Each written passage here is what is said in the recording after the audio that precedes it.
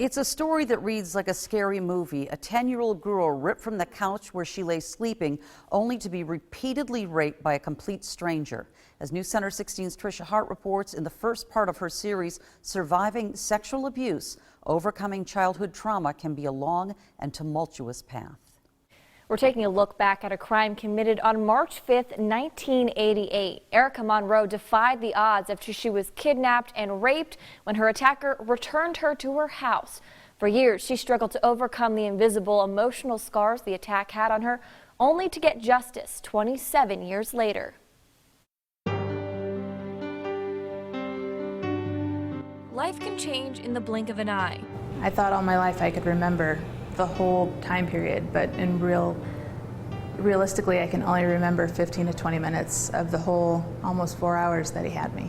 On March 5th, 1988, Erika was only 10 years old.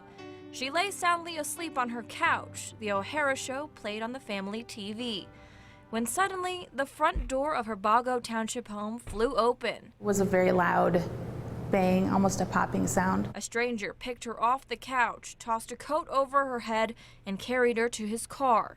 She sat in a headlock, disoriented, terrified as the man drove off. I fell asleep in the safety of my home, and I woke up to be dragged out of my house and thrown into this car, and had this man hurting me in ways that I had never been hurt before, in places that I never even thought about. For 4 hours, he raped her over and over again in his car. And I remember parts of it. I remember gripping and holding on to the steering wheel, trying to talk him into letting me out of the car so I could use the restroom because I thought I could make a run for it.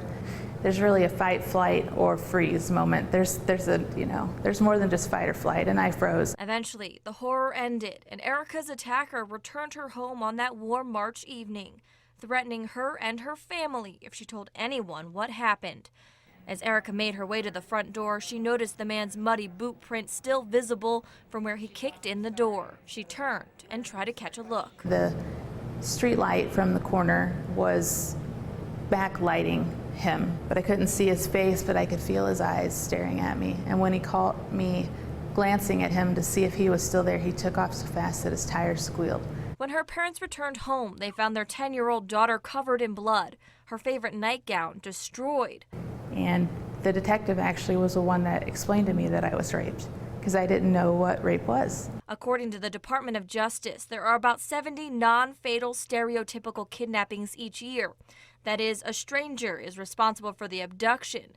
And because Erika fell into this minuscule statistic, officers didn't believe her story. She returned to the police station for weeks to retell the account until the case went cold. They thought I was protecting somebody. After the assault and surgery to repair the damage done to her prepubescent body, Erika never had counseling. Her rape became a dirty secret that was never spoken. They thought by bringing it up that it would be opening an old wound. So we didn't talk about it, ever. Ever. Visiting her old neighborhood, the memories are still fresh. If you asked Erika how the rape affected her in her teens, she would have said she was fine. In hindsight, the brutal assault hindered her ability to trust and shaped her relationships. I would enter into a relationship to prove to myself that I wasn't damaged goods. The fact that I have PTSD, I have to feel like I'm in control of every situation because that is the only way to keep me safe. Erika's survivor story is decades in the making, helped by the pursuit of justice more than 2 decades later.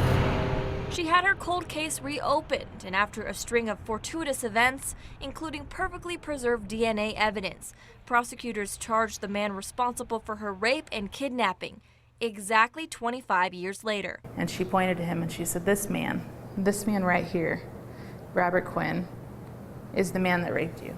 And for the first time in my life, my personal boogeyman had a name and a face that I could see. Robert Quinn, sentenced to 53 years behind bars. He did say that he was sorry. He pleaded guilty to the rape and gave Erika the final chance for closure. She took the stand at his sentencing and addressed him directly. I am a victim of rape, of child abuse, because he hit me.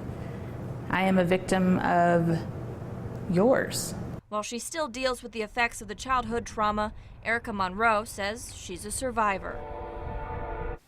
Erika now speaks to victims of sexual abuse. She's an example of overcoming trauma and an advocate for communication and counseling for victims.